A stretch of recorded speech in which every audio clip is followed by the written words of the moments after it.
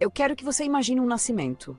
Não um nascimento bonito, um nascimento silencioso, um nascimento que já começou com pressa, com falta, com medo.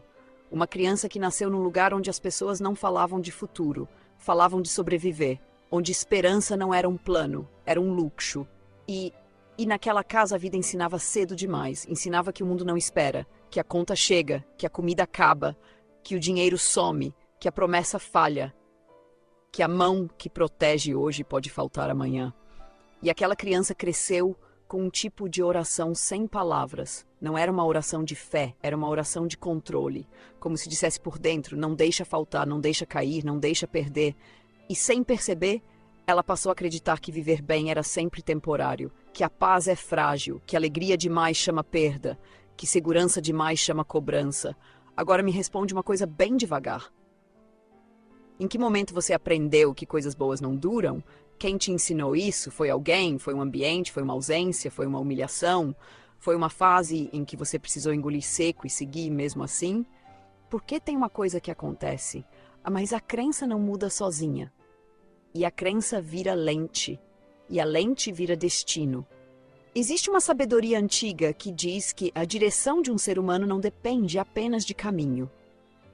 Depende do que ele guarda por dentro. Porque quando a mente está confusa, até uma estrada reta parece perigosa. E quando o coração está em guerra, até uma casa segura parece instável. Deixa eu te perguntar. O que você tem chamado de prudência, mas no fundo é medo? O que você tem chamado de cautela, mas na verdade é desconfiança?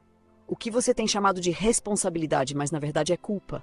E mais fundo, o que você está tentando evitar que já aconteceu antes?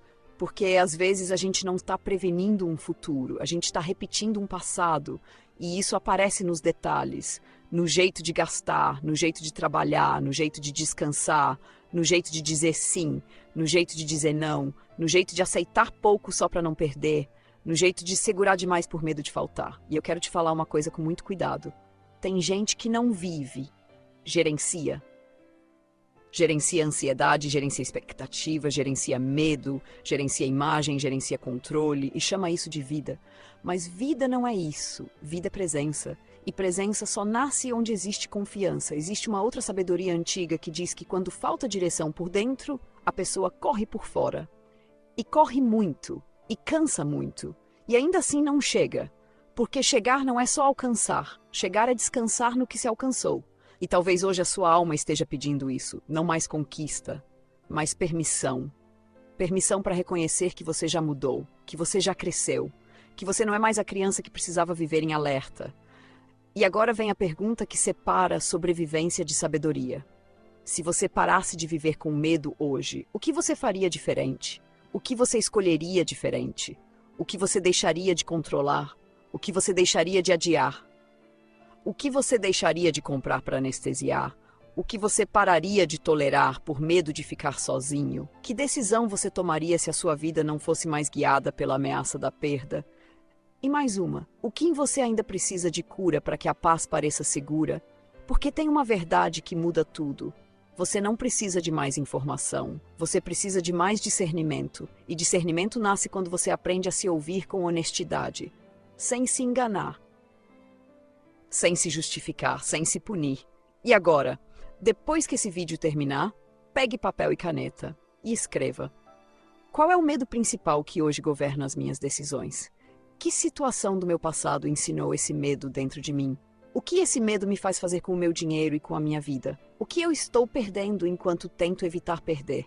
Qual é um passo pequeno, real e possível que eu posso dar esta semana para viver com mais direção?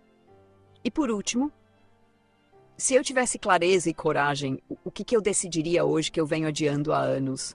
Escreva devagar, escreva com verdade. Porque quando você responde essas perguntas, você para de ser empurrado pela vida e começa a caminhar com direção.